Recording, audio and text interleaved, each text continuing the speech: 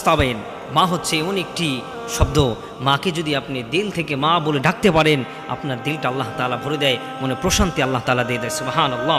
মাকে কখনো এই কথা বলবেন না, মা যখন আপনাকে কোনো কথা বলে, মা যখন আপনাকে কোনো উপদেশ দেয়, আপনি মাকে কখনো বলবেন না তুমি তো কিছুই জানো না।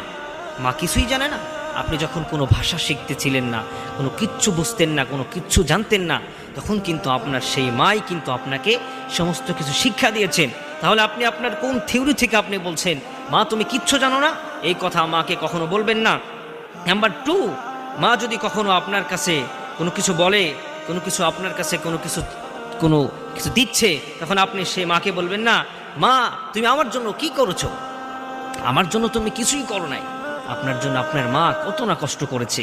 শীতের সময় আপনার মা আপনাকে আপনি পেশাব করে বিছানা ভিজিয়ে দিয়েছেন, আপনার মা আপনাকে সেই শীতের সময় বুকের উপরে রেখেছে।